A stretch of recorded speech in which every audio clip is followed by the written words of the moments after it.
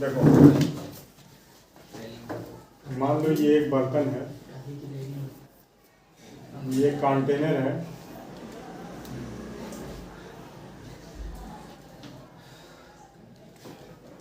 इसके अंदर पानी भरा है, लिक्विड है,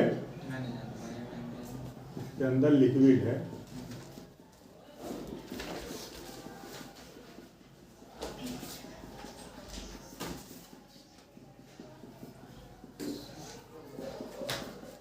ठीक, और लिक्विड में यहाँ इतनी दूरी पर मान लो पतला होल, ठीक।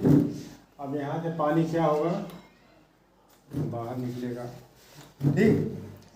और यहाँ से ये जो डिस्टेंस है, ये डिस्टेंस मान लो y1 है, और यहाँ से ये डिस्टेंस यहाँ से यहाँ तक y1 और यहाँ से यहाँ तक y2, ठीक।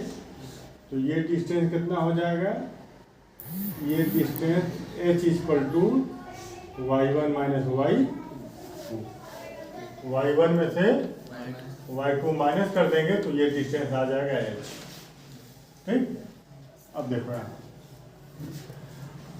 अगर ये वाला पार्ट हिस्सा ऊपर वाला जो पार्ट है, अगर वो एटमॉस्फेयर के कांटेक्ट में हो, अगर एटमॉस्फेयर के कांटेक्ट में ये है, तो यहाँ का जो प्रेशर होगा वो कौन सा प्रेशर होगा, एटमॉस्फेरिक प्रेशर होगा, PA, एटमॉस्फेरिक प्रेशर। अगर ये खुला है, ओपन है, और अगर ओपन नहीं है, एटमॉस्फेयर के संपर्क में नहीं है अगर ये, तो जितना प्रेशर इस पर आप देंगे उतना प्रेशर रहेगा।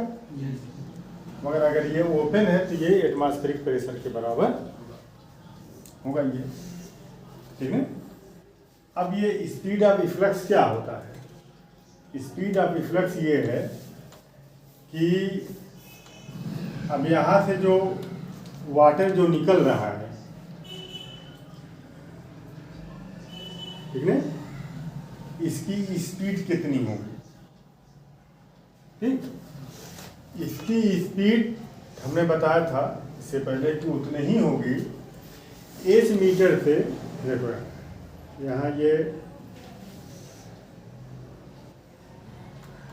ले, इसी के लेवल में ये आप ले लीजिए और इसके लेवल में ये ले लीजिए, तो ये कितना है h, डिस्टेंस कितना, h मीटर के हाइट से कोई पत्थर का टुकड़ा अगर आप फ्रीली अगर ऐसे छोड़ें, फ्रीली मीन्स वो जो आपकी ग्रेविटेशनल फोर्स है ज़मीन का, उसके इन्फ्लुएंस में जो है वो मोशन करे। अलग से आप उस पर कोई फोर्स आप नहीं लगाएंगे, उसका जो मोशन है वो सिर्फ ग्रेविटेशनल फोर्स जो ज़मीन का है उसके इन्फ्लुएंस में जो है, हाँ, फोर्स पर सिर्फ वही रहेगा, ग्रेविटेशनल फोर्स। आप इस पर अलग से फोर्स नहीं लगाएंगे। पत्थर का टुकड़ा ऐसे ले करके ऐसे आप फोर्स लगा करके उसको नीचे की तरफ नहीं, वो फ्री फॉल नहीं रहेगा। आप पकड़ करके ऐसे फोर्स लगा दिए तो फ्री फॉल नहीं होगा। इसको आप ऐसे ये इसकी वेलोसिटी 0, आप इसको छोड़ दीजिए। तो अब यहाँ h मीटर की किससे ऊंचाई पर ये हम इसको छोड़ रहे हैं, तो वो यहाँ ज़मीन पर जब जाएगा तो वो किस वेलोसिटी से वो टकराएगा, वो वेलोसिटी क्या होगी। मान लो ये एक पॉइंट है, ये रिफरेंस पॉइंट है, h मीटर की ऊंचाई से कोई पत्थर यहाँ से गिराया जा रहा है, तो इनिशियल वेलोसिटी क्या है, 0। इसकी फाइनल वेलोसिटी क्या होगी, v² = u² + 2gh, तो v² ये तो 0 हो जाएगा, तो 2gh, v = √2gh, यही ना, ठीक। तो एक पत्थर का टुकड़ा h मीटर की ऊंचाई से अगर आप गिराएं ज़मीन से, ज़मीन को जिस स्पीड से वो टच करेगा, हिट करेगा, वही स्पीड इसकी भी होगी। पानी की, h मीटर की ऊंचाई से ये हाइट h है, ठीक। इसके अंदर जो पानी भरा हुआ है ये पूरा y1 है और y2 मीटर की ऊंचाई पर ये होल है, तो यहाँ से इसकी ऊंचाई कितनी हो गई h, ओके। अब यहाँ से एक पत्थर का टुकड़ा आप गिराएं तो उस पत्थर के टुकड़े की यहाँ स्पीड कितनी होगी, √2gh। इस मीटर की यहाँ कितना 2g, वही स्पीड जो ये पानी बाहर निकल रहा है उसकी भी होगी, कितनी होगी, v = √2g। यही जो स्पीड है इसी को हम कहते हैं स्पीड ऑफ इफ्लक्स। क्या कहते हैं, यही स्पीड ऑफ इफ्लक्स। तो स्पीड ऑफ इफ्लक्स, तो चलो लिख लेते हैं इसके बारे में। Velocity of efflux,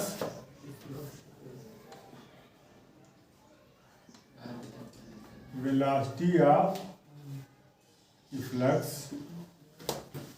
of a liquid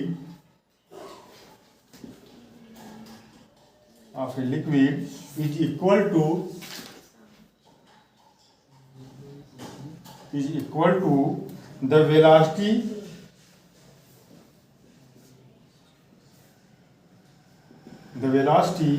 which a body acquires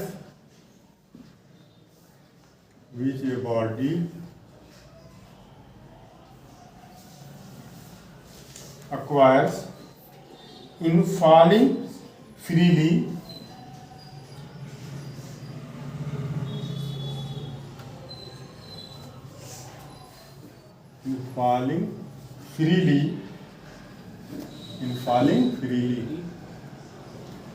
ठीक है। फ्री फॉलिंग होना चाहिए, कोई दूसरा फोर्स उस पर न लगे, जो भी फोर्स उस पर लग रहा है वो सिर्फ ग्रेविटेशनल फोर्स लगे, तो उसको कहते हैं फ्री फॉलिंग। ठीक, falling freely from free liquid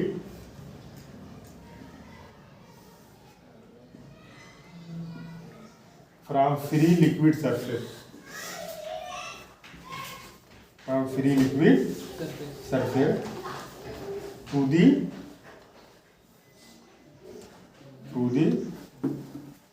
orifice ये है जहां से वो निकल रहा है, बात समझ में ये, ठीक। तो velocity of efflux equal to √2g, ये समझ में। वेलोसिटी ऑफ इफ्लक्स, ये velocity of efflux of a liquid is equal to the velocity which a body acquires in falling freely from free liquid surface। ये free liquid surface से एक body को ऐसे गिराया जा रहा है फ्रीली, बात समझ में। तो यहाँ पर 1 मीटर की गहराई पर यहाँ पर जितना वो स्पीड एक्वायर करेगा वही स्पीड किसकी होगी, जो ये वाटर यहाँ से निकल रहा है इसकी होगी स्पीड, वही होगी। इसी को वेलोसिटी ऑफ इफ्लक्स का बात समझ में। अब यहाँ का भी कुछ प्रेशर, अब ये देखो ये किसके संपर्क में है, ये वाला जो इसका जो बाहर वाला पार्ट है ना, तो यहाँ हाँ लिक्विड के जो संपर्क में है, बात समझ में। तो ये एटमॉस्फेरिक प्रेशर के संपर्क में ये है, बात समझ में। ये अभी ये लिक्विड वाला अभी ये नहीं गिर रहा है, अभी अगर बता दें हैं तो ये किसके संपर्क में है, एटमॉस्फेरिक प्रेशर के जो संपर्क में है। और इसको यहाँ से आप बंद कर दीजिए अभी, फिर बाद में इसको खोला जाएगा। जब वेलोसिटी ऑफ इफ्लक्स निकालना होगा तो इसको हम खोलेंगे। यहाँ का प्रेशर इस वक्त मान लीजिए P है, यहाँ का प्रेशर P, यहाँ का प्रेशर P है, मान लीजिए यहाँ का एरिया A1, यहाँ का एरिया A2, यहाँ से इसकी डिस्टेंस Y2, यहाँ से इसकी डिस्टेंस Y1, और इसकी डेंसिटी भी रो है, बात समझ में। ठीक है, तो लिखो let A1 and E2 are the cross sectional area of side hole, let A1 and A2 be the cross sectional area of, ये A1 किसका एरिया है? होल का, होल। एंड और ये A किसका एरिया है? ये टैंक का एरिया है, टैंक। ये टैंक का ये एरिया है सरफेस एरिया, और ये एरिया किसका? क्रॉस सेक्शनल एरिया टैंक का है। ये टैंक है, इसका क्रॉस सेक्शनल एरिया है, और ये होल है, इसका क्रॉस सेक्शनल एरिया है। बात समझ में आ गई? And V1 and V2 are liquid velocity, and V1 and V2, ये पॉइंट, इसको मान लो पॉइंट 1, इसको मान लो पॉइंट 2 मान लो। तो let V1 and V2 the velocity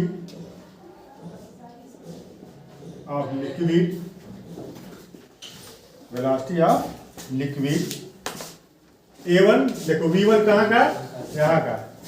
देखो इधर, तो V1 यहाँ की वेलोसिटी, इसको अभी हटा दें, यहाँ की वेलोसिटी V1, पानी की वेलोसिटी, पानी की, और यहाँ की वेलोसिटी V2। पॉइंट नंबर 1 की velocity V1, with the velocity of liquid 8.1, and ये V2 किसकी है? 2 की,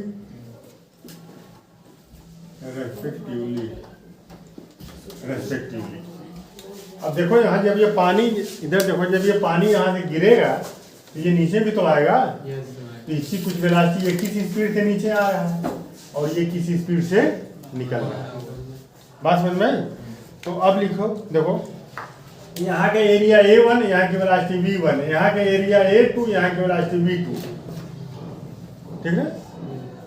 तो A1 V1 equal to A2 V2, पढ़े हो ना? तो लिखो A1 V1 equation of continuity है ना, by equation of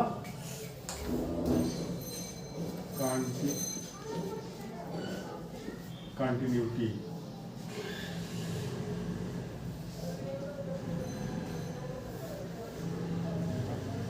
equation of continuity क्या? इक्वेशन ऑफ कंटिन्यूटी यहाँ का एरिया इंटू यहाँ की वेलोसिटी इक्वल टू यहाँ का area into A1 V1 equal to V लिखे, माने A2 V2, ऐसे V लिख रहे हैं इसलिए ना कि ये हम लिख देंगे तो अब कहीं वालूम की तो जरूरत पड़ जाती है कि नहीं? तो इसमें तो कहीं वालूम की अभी जरूरत नहीं है, मगर वालूम को V से, इस वाले V से लिखे हैं ना, यहाँ इस वाले V से लिखे, ये हो गया। तो V2 इक्वल टू कितना हो जाएगा? A1 V1 अपान A2, ये आपका V2 आ गया, ठीक? अब देखो, ठीक है? अब A2, ये जो A2 A1 से बहुत छोटा है, ये एक पतला सा होल है और ये पूरा टैंक है, और A2 क्या है? पतला सा होल है। तो इसके एरिया के मुकाबले में इसका एरिया क्या है? बहुत छोटा है। तो लिखो as A2 is very very smaller than, अरे सॉरी, ग्रेटर देन, A2 बड़ा है ना, greater than A1, A2 A1 से बहुत बड़ा है, ठीक? तो जब A2 A1 से बहुत बड़ा है, देखो यहाँ A2 A1 से बहुत बड़ा है, ये A2 A1 से बहुत बड़ा है, तो यहाँ की स्पीड इस स्पीड के मुकाबले में बहुत कम होगी। बात समझ में? यहाँ की स्पीड इसके मुकाबले में बहुत कम होगी, ठीक है ना? एक आप 10,000 लीटर 20,000 लीटर की टंकी आप ले लीजिए और उसमें छोटा सा उसमें होल कर दीजिए, पानी निकलेगा। टंकी के ऊपर का जो सरफेस है पानी का, है ना, धीमे का, तुमको पता भी नहीं चलेगा कि वो जा रहा है नीचे, मगर ये जो होल से जो पानी निकल रहा है तो तेजी के साथ निकलेगा। तो चूंकि A1 A2 से बहुत बड़ा है, A2 A1 से बहुत बड़ा है, इसलिए ये जो वेलोसिटी है is very very smaller then V1। यहाँ की वेलोसिटी यहाँ के वेलोसिटी के मुकाबले में बहुत कम होगा, हेंस नेग्लेक्टेड। अगर हम इसको नेग्लेक्ट कर दें तो फिर क्या आएगा? ठीक, तो नेग्लेक्टेड का मतलब कि V2 इक्वल टू क्या हो जाएगा? 0। V2 इक्वल टू 0 मान लीजिए, ठीक है। अब 1 और 2 दोनों पर बर्नौली थ्योरम अप्लाई कर दीजिए, है ना। Applying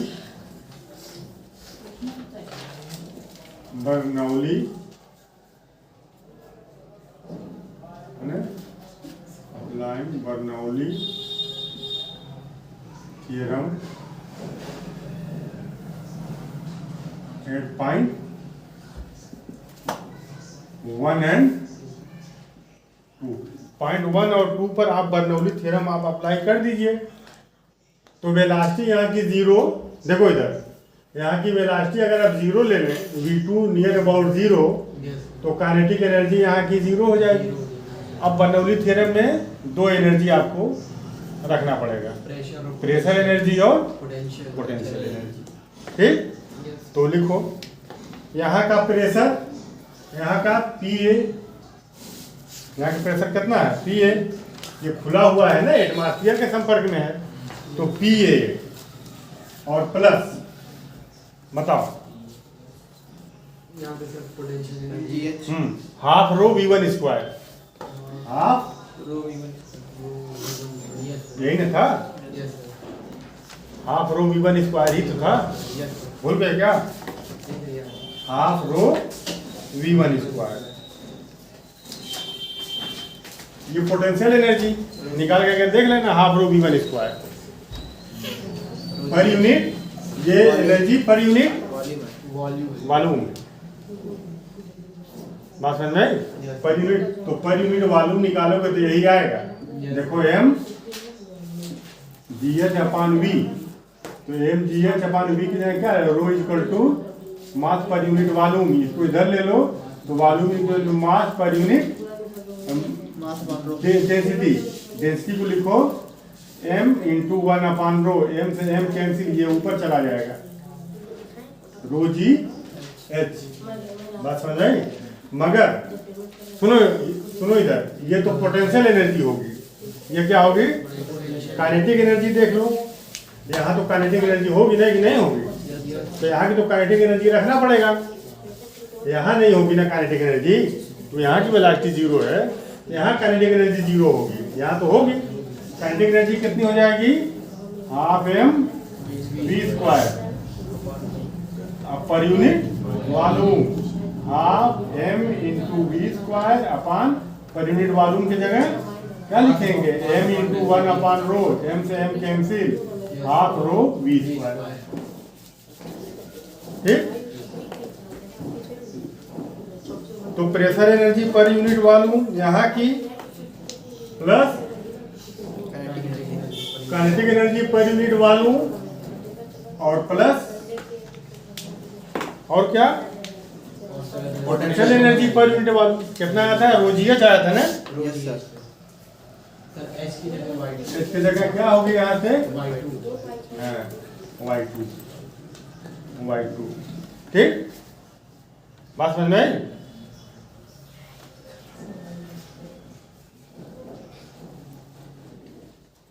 PA plus half V1 square plus Y2, ठीक है, सही।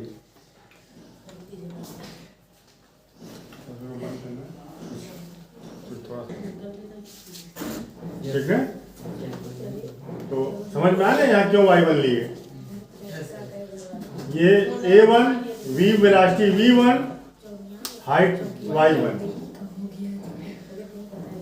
Area A2 velocity V2, height Y2। तब यहाँ 2 लिए हैं तो थोड़ा सा वो नंबरिंग हाँ नंबरिंग में जो है आता उस पर भी, मगर ये है कि दिक्कत हो जाती है ना। अब यहाँ का अब यहाँ के टोटल एनर्जी पर यूनिट वॉल्यूम इक्वल टू यहाँ की टोटल एनर्जी पर यूनिट, यहाँ की काइनेटिक, यहाँ का प्रेशर P, यहाँ का प्रेशर क्या होगा P, और प्लस काइनेटिक एनर्जी क्या होगी 0, V2 0 है, और प्लस रो जी Y2 हो जाएगा। बात समझ में आई? तो हाफ रो हमको V1 पता करना है ना, यहाँ V1 यही मालूम करना है, तो half rho V1 square equal to, सबको आप उधर लेकर के जाइए, ठीक ले जाए। तो देखो रो जी Y2 ये, अब माइनस रो जी Y1, तो अगर तुम ये कहो तो हम रो जी यही कॉमन ले लें, तो Y2 माइनस Y1 हो जाए, ठीक ना। ये माइनस में आता तो रो जी दोनों में कॉमन हो जाता कि नहीं हो जाता, हो जाता ये। और प्लस यहाँ देखो P माइनस पी ए, ये भी इधर जाएगा ना, तो P माइनस P में से ये इधर जाएगा P है, तो यहाँ ये बच गया। अब V1 क्या होगा बताओ, V1, अब देखो Y2 माइनस Y1 क्या है H, यहाँ लिखोगे सिंस Y2 माइनस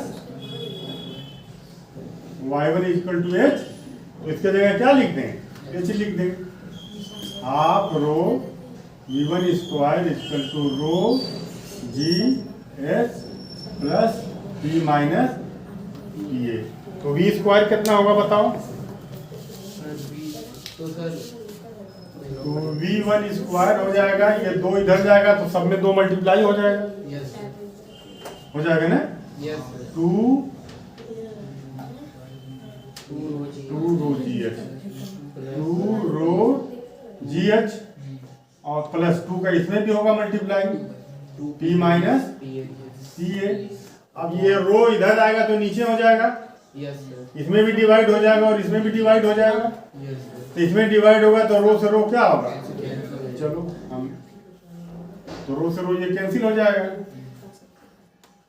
तो V1 क्या होगा, अब ये स्क्वायर में है, स्क्वायर हटेगा तो ये क्या हो जाएगा, अंडर रूट हो जाएगा, होगा कि नहीं होगा, तो रो से रो कैंसिल, तो ये हो जाएगा 2GH ये कैंसिल हो गया, और प्लस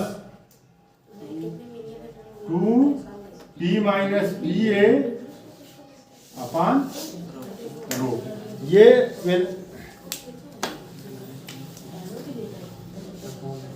यहाँ की वेलोसिटी है, किस केस में, जब यहाँ का प्रेशर P हो, जब यहाँ का प्रेशर P हो। बात समझ में आई? अब ये टैंक अगर ओपन है, टैंक अगर ओपन है, when tank is open, tank अगर ओपन है तो P इक्वल टू क्या हो जाएगा, पी ए, तब ये प्रेशर एटमॉस्फेरिक प्रेशर के बराबर हो जाएगा ना। अगर ये टैंक ओपन है तो यहाँ का प्रेशर क्या हो जाएगा, एटमॉस्फेरिक प्रेशर, इसके बराबर हो जाएगा, तो ये हो जाएगा ये, तो V1, तो यहाँ अगर आप P की जगह P रखेंगे तो P से P कैंसिल 0 हो गया, तो ये पूरा क्या हो जाएगा 0, तो V1 इक्वल टू 2GH प्लस 2PA minus PA upon rho. अब ये 0 हो जाएगा, PA माइनस PA, ये सब 0, तो बचा क्या है,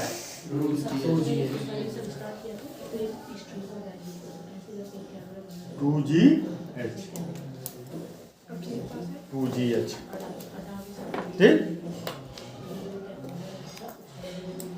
this velocity is velocity of efflux, है ना।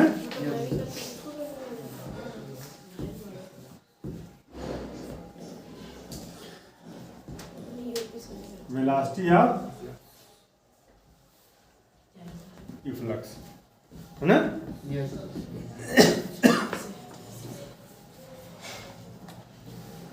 वेलोसिटी ऑफ इफ्लक्स है ये। तो velocity of efflux equal to √2g h। ठीक, बात समझ में आई? और इस हाइट से अगर कोई पत्थर का टुकड़ा अगर आप गिराएं यहाँ तो यहाँ तक आने में वो कितनी स्पीड एक्वायर करेगा? √2g h। इसका मतलब ये हुआ कि ये जो वेलोसिटी ऑफ इफ्लक्स है, कोई भी free falling body h height से अगर गिराया जा रहा है तो इस पॉइंट पर जितना वो वेलोसिटी एक्वायर करेगा वही जो है वेलोसिटी ऑफ इफ्लक्स है, वो वेलोसिटी ऑफ इफ्लक्स के इक्वल होगा। ठीक।